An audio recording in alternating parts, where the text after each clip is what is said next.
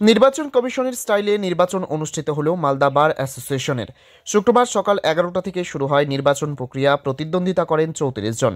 Voter সংখ্যা প্রায় 1200।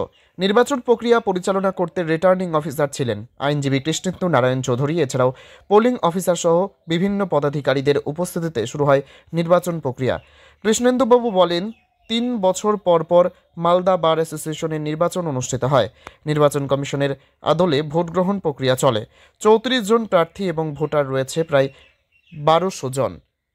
জয়ী প্রার্থীদের নিয়ে সভাপতি, সম্পাদক সহ অন্যান্য পদাধিকারীদের বাছাই করা হবে। ইলেকশন হবে, কিন্তু এবার অ্যামেন্ডমেন্ট হয়েছে, 3 বছর পর পর ইলেকশন হবে। এইবার ইলেকশনের দায়িত্ব আমাকে দেওয়া হয়েছে, রিটার্নিং অফিসার। আর আমাদের গোলাম খান লোধি, সে প্রিজাইডিং অফিসার, এখানে পোলিং অফিসার আছেন, আদার্স। একদম নির্বাচন কমিশন স্টাইলে যে ধরনের ইলেকশন হয় সেম প্যাটার্নে এখানে ইলেকশন হচ্ছে। প্রায় 1200-র উপর ভোটার আছে, তারা ভোট দিতে আসবেন।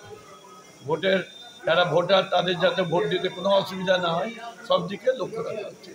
কতজন ক্যান্ডিডেট? ক্যান্ডিডেট 34 জন।